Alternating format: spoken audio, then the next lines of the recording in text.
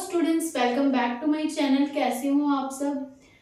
देखिए, इससे पहले हमने इवन, ऑड और प्राइम नंबर समझे हैं और उनकी लिस्ट की वो कौन से हैं और उनका यूज हम मैथ में शॉर्ट ट्रिक के साथ किस किस तरीके से कर सकते हैं। तो वो वीडियो है मेरे चैनल पे, तो वो आप जाकर के देख लेना। आज हम समझेंगे कंपोजिट नंबर्स। ओके, तो कंपोजिट नंबर वो नंबर होते हैं जिसके दो से ज्यादा फैक्टर्स होते हैं। ओके, प्राइम नंबर हमारे वो नंबर होते हैं जिसमें सिर्फ और सिर्फ दो फैक्टर्स होते हैं, यानी कि एक उसका खुद का और एक one.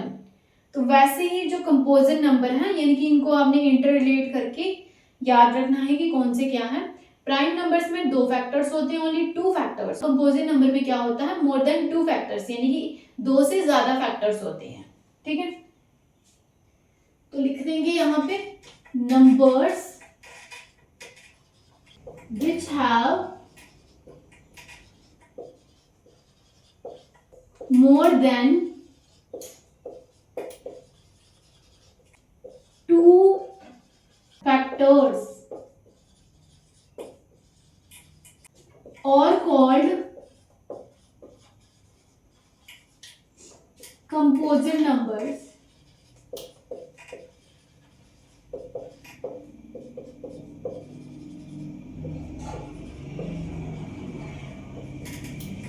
Numbers which have more than two factors are called composite number. ऐसे नंबर्स जिसके दो से ज्यादा फैक्टर्स होते हैं वो हो जाते हैं हमारे कंपोजिट नंबर। अभी मैं एग्जांपल के साथ आपको समझाऊंगी, डोंट वरी एट ऑल। 50 तक मैं आपको बताऊंगी कंपोजिट नंबर कौन कौन से हैं। पहले कुछ एग्जांपल ले लेते हैं जिससे आपको पता चलेगा कि थ्री फैक्टर्स कैसे हैं उसके।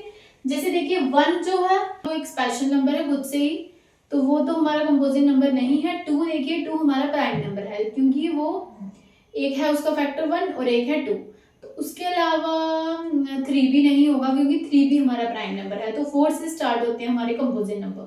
ठीक है, और जीरो तो है ही नहीं हमारा कंपोजिट नंबर, वो तो पॉसिबल ही नहीं है। तो फोर से स्टार्ट होते हैं। पहले हम लिस्ट लिख देते हैं और फिर मैं बताती हूँ कि कैसे।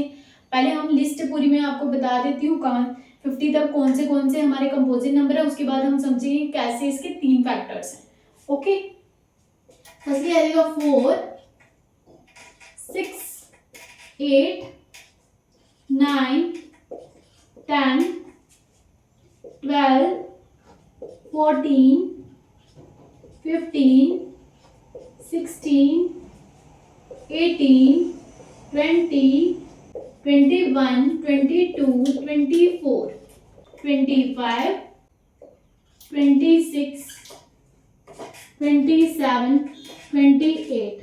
उसके बाद है 30, 32, 33, 34, 35, 36, 38,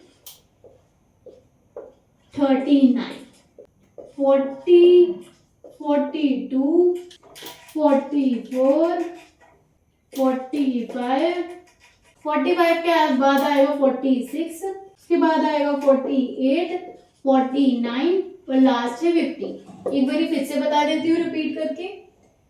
4, 6, 8, 9, 10, 12, 14, 15, 16, 18, 20, 21, 22, 24, 25, 26, 27, 28, 30, 32, 33, 34, 35, 36, 38, 39, 40, 42, 44, 45, 46, 48, 49, 50। ठीक है, अब 4 के साथ मैं आपको बताती हूँ कि कैसे इसके थ्री फैक्टर्स हैं। देखिए, इसका फैक्टर क्या हो जाएगा, फर्स्टली तो 1, उसके बाद है 2, उसके बाद हो जाएगा 4। तो इसके 2 से ज्यादा फैक्टर्स है। वैसे ही अगर हम जितना बड़ा बड़ा नंबर लेंगे उसके उतने ज्यादा फैक्टर होंगे।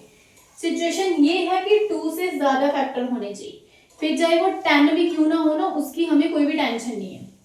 फिर चाहे वो 10 हो, 11 हो या 12 हो, उसकी हमें कोई भी परवाह नहीं है।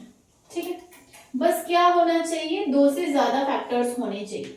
तो इधर देखिए, अब लेते हैं 6 की एग्जांपल। तो 6 आ जाएगा 1 पे, 1 इसका फैक्टर हो जाएगा 2, 3 और हो जाएगा ये खुद, तो ये इसके फैक्टर्स हो जाएंगे। ठीक है, तो 4 इसके फैक्टर्स हो रहे हैं। तो इस तरीके से अब ले लेते हैं 8 की एग्जांपल। आपको अच्छे से समझ आना चाहिए ना बस।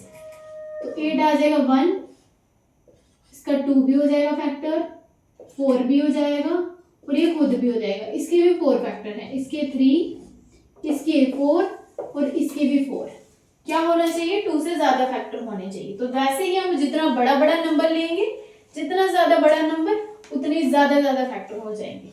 अब वो किसी के 3 हो सकते हैं, किसी के 4, किसी के 5, किसी के 10, तो वो आप करके देखना।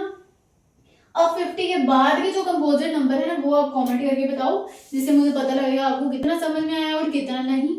तो अगर कोई भी प्रॉब्लम है इससे रिलेटेड तो कमेंट करके बताना, और ये भी कमेंट करके बताओ कि 50 के बाद वाले कंपोजिट नंबर कौन कौन से हैं। आई होप आपको जो भी मैंने समझाया बिल्कुल डिटेल में समझाया, स्टेप बाय स्टेप समझ में आया होगा। अगर अच्छी लगी वीडियो तो लाइक कर देना, और ऐसी और वीडियोस के लिए subscribe to my channel. Thank you. देख लो आप इसको एक बारी।